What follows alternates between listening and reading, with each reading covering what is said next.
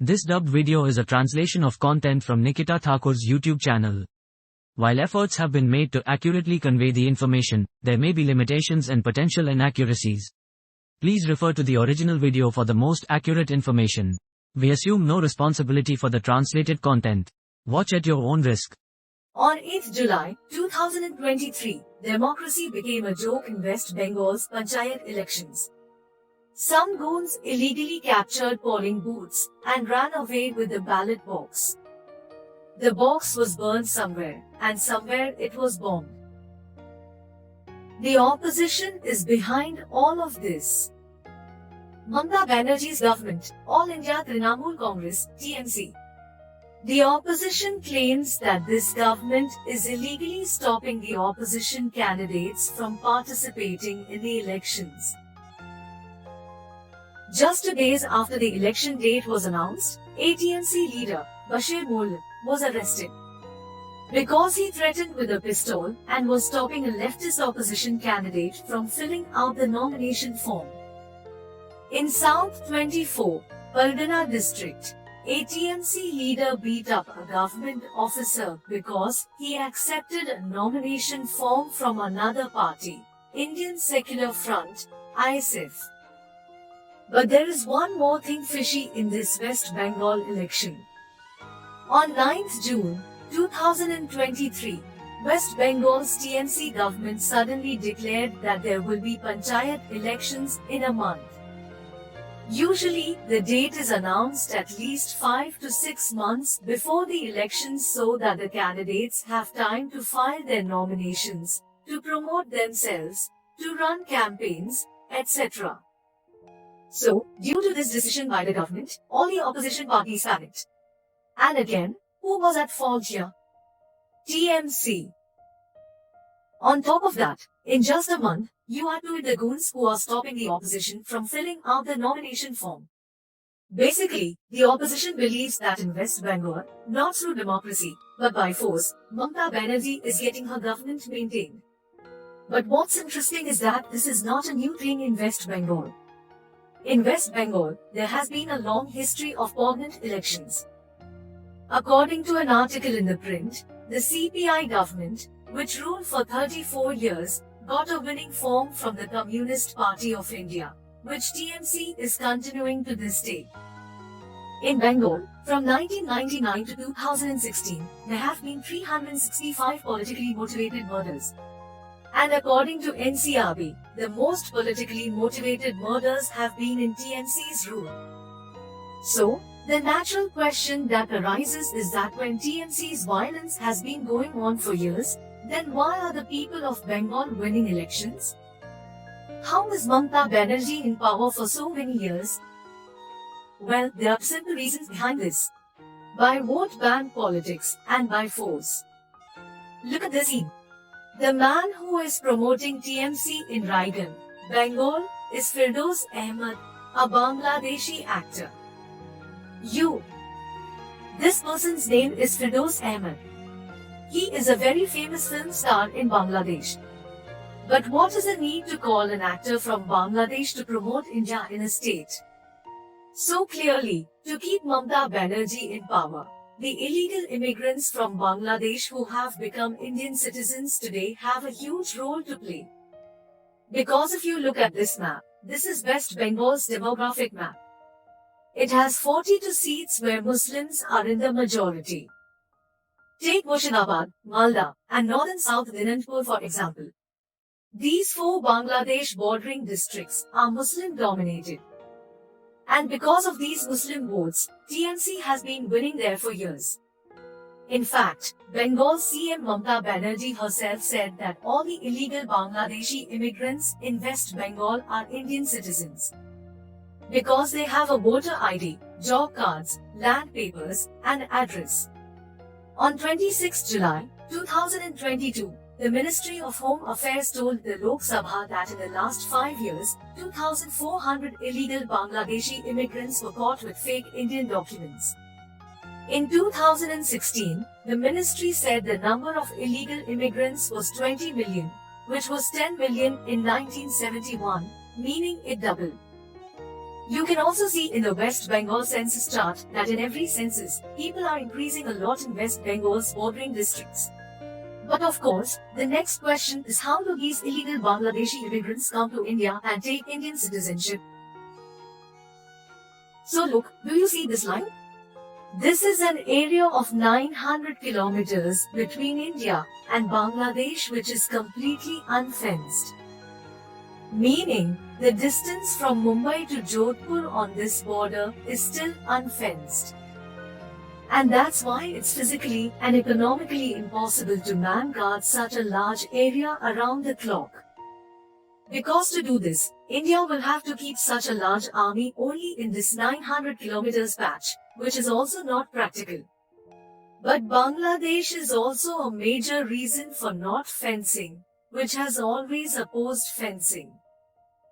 Actually, in 1971, during the Bangladesh Liberation War, the Indira Gandhi Bangladeshi president signed the Indira Mujib Pact, according to which no permanent construction of any kind will be done on the border. In this pact, the 900 kilometers zero line that we talked about, its clause was probably put at that time because at that time, in East Pakistan, to save from the atrocities of the Pakistani army, many Bangladeshis were taking shelter in India. And the thing was that as things get better, they will go back to their country.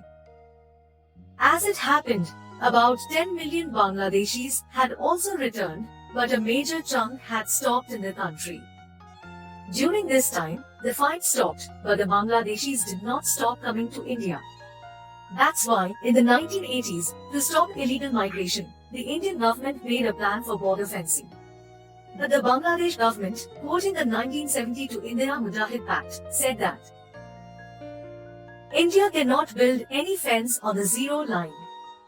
Now, instead of countering this objection, the then Indian PM, Rajiv Gandhi, while listening to what the Bangladeshis had to say, from zero line to 150 yards, meaning approximately 137 meters, towards the Indian territory, he built a fencing. Of course, this decision did harm India, because we voluntarily withdrew our army from 150 yards.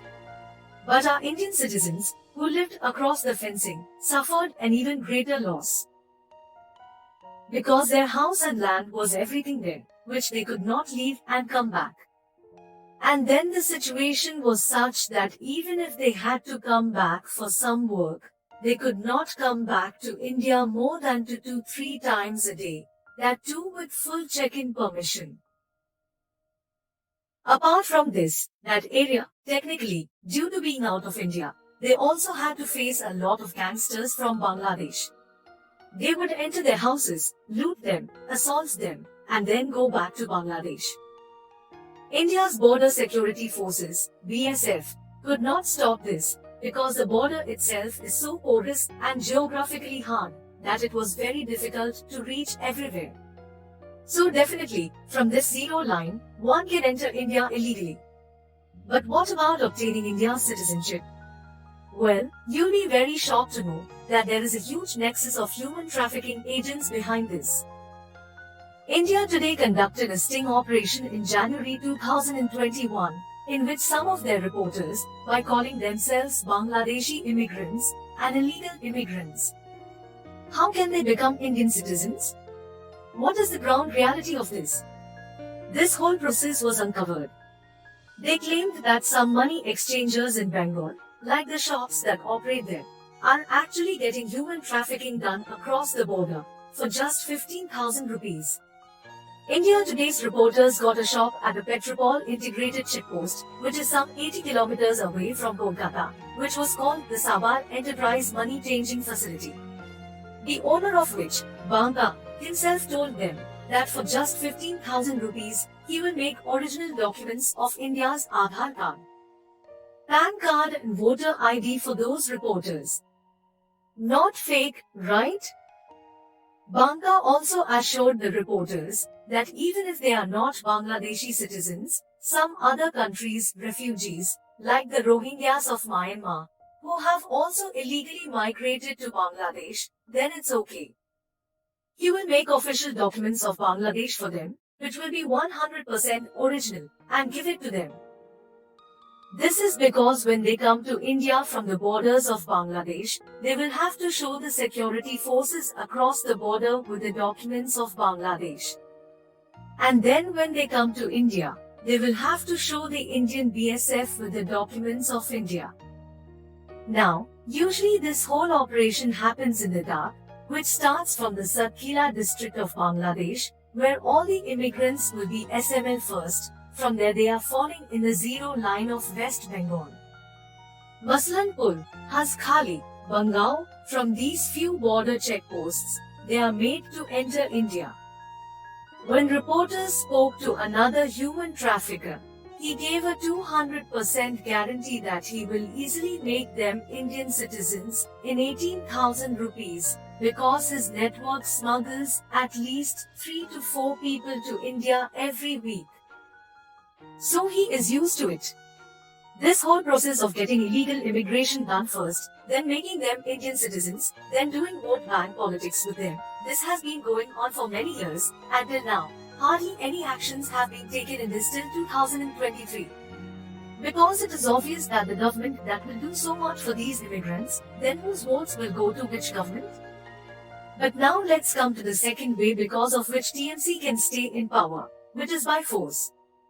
In the past few years, BJP has grown quite fast in West Bengal, where in the 2016 state elections, they had only 3 seats, where in the 2021 election, they had 77 seats.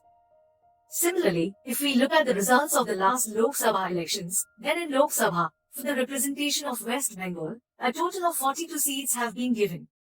Out of these, BJP won 18 seats.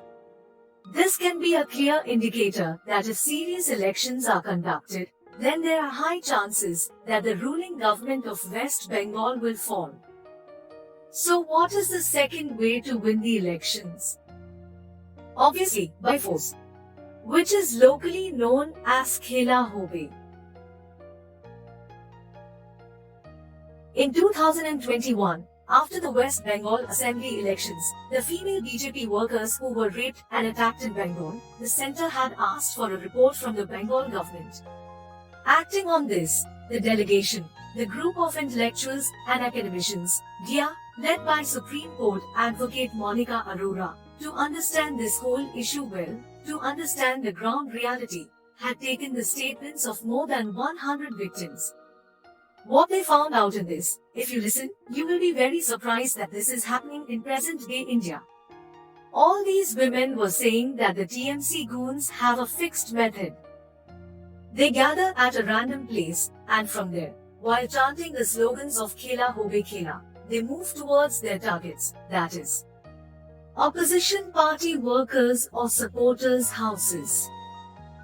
As soon as they reach the target's house, the males are beaten up with sharp weapons, sticks or iron rods, and women are sexually assaulted.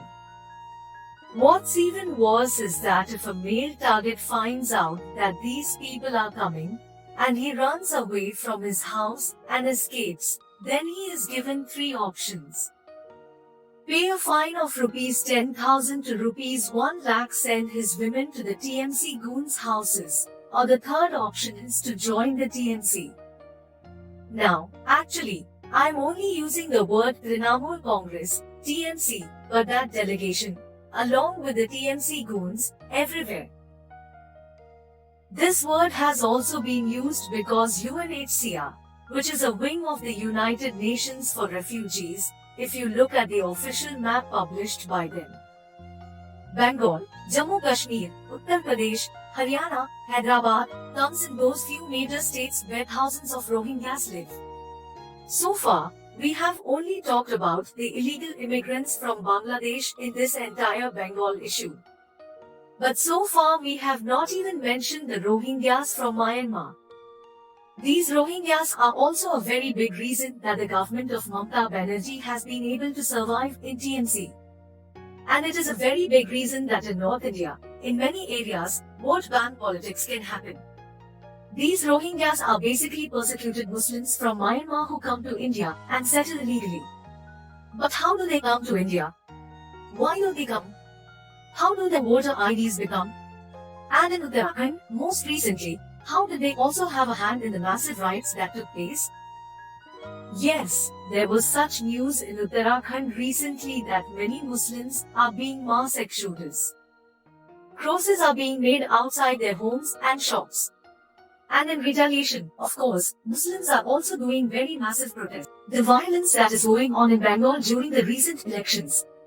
I don't think many people know the reasons behind it. So please share the video as much as possible with your friends and family. See you next time.